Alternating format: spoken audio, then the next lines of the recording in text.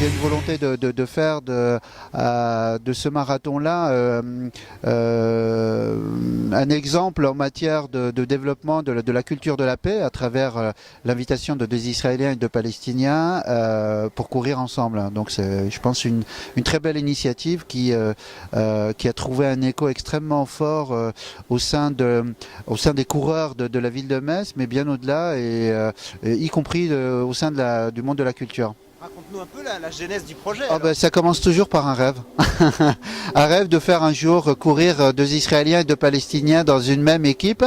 Je sais pas, j'ai pas de jour précis, mais voilà, c'est venu un jour, voilà, d'une volonté de les faire courir ensemble à ce marathon, parce que ça s'inscrit complètement dans la philosophie, dans l'esprit de ce marathon, faire courir les plus petits jusqu'aux plus grands, de tous les âges, de tous les quartiers, avoir un véritable mixage de population et avoir ce mixage bien au-delà de la ville de Metz. Pourquoi pas se dire un jour faire en sorte de faire rencontrer, parce qu'aujourd'hui c'est difficile, faire rencontrer des Palestiniens, des Israéliens qui ont du mal à parler ensemble, essayer de dépasser des frontières et laisser tomber un petit peu les clivages qu'ils peuvent avoir pour essayer de se rassembler, non pas se diviser. Alors tu as pris ton bâton de pèlerin. C'est tout à fait ça, puisque je me suis rendu à 2 reprises en Israël et dans les territoires palestiniens. Je me suis rendu à Carmiel et j'ai été accueilli par le maire de Carmiel, Carmiel ville jumelée avec la ville de Metz. Et puis ensuite j'ai été à Jérusalem-Est. J'ai participé au marathon de Jérusalem le 1er mars dernier.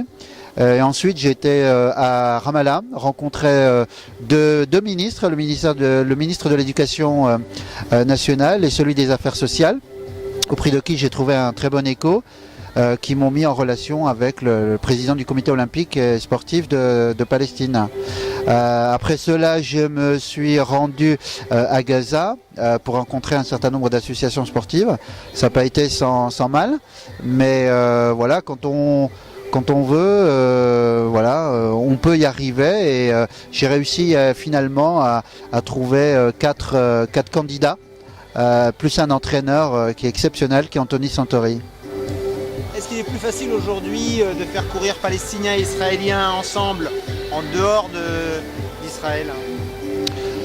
Aujourd'hui, oui, on peut le dire malheureusement. Je connais beaucoup d'hommes de paix, beaucoup d'hommes et de femmes de paix en Israël ou en Palestine, qui ont beaucoup de mal aujourd'hui à se rencontrer, soit en Palestine, soit dans les territoires palestiniens, pardon, soit en Israël, et très souvent ça se fait à l'étranger. L'objectif, c'est de mettre une première pierre à l'édifice et d'avoir 2 fois plus, voire 3 fois plus de coureurs l'année prochaine, à la fois israéliens et palestiniens, d'avoir une approche culturelle aussi. Ça me paraît important aussi d'apprendre à mieux connaître l'autre. Ça permet peut-être de briser aussi la glace, et voilà, l'autre n'est pas forcément quelqu'un de démoniaque, de fou, etc., et que ce sont des gens tout à fait comme nous. Voilà.